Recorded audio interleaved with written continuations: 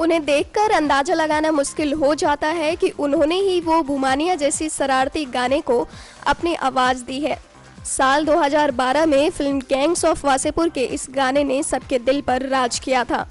दिलचस्प है कि इस गाने के जरिए ही 42 साल की रेखा ने बाहर की दुनिया देखी। वे बताती हैं कि ये पहला मौका था जब मैं पटना से बाहर निकली। पटना क्या, कभी घर से बाहर नहीं निकले। बिंदी तक की ज़रूरत पड़ी तो भाई या पति को साइज रंग बता दिया और मंगवा लिया। रेखा के जीवन में इस बदलाव से उनके पति पंकज झा की बड़ी भूमिका रही है। रेखा ने अपने पिता हरिहर पाठक से संगीत से प्यार करना सीखा। हरिहर पाठक पटना में एक स्कूल में संगीत के अध्यापक थे। रेखा की शादी 17 साल में ही हो गई थी और वह गृह गृहस्थी में ऐसी फंसी कि संगीत के सुरों से नाता टूट गया।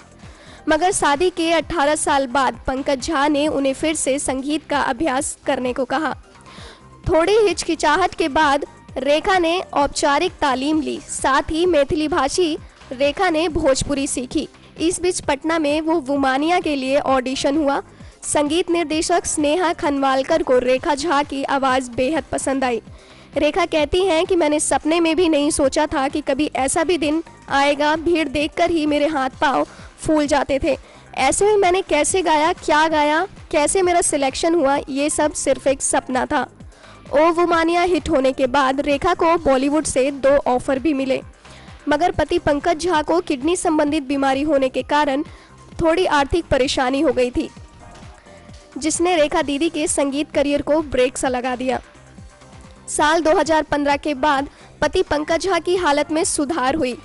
जिंदगी पटरी पर लौटनी शुरू हुई और पटना के अशोक नगर में रहने वाली रेखा ने इस बीच बिहार के कई सार्वजनिक मंचों पर अपनी आवाज़ का दिलकश जादू बिखेरा।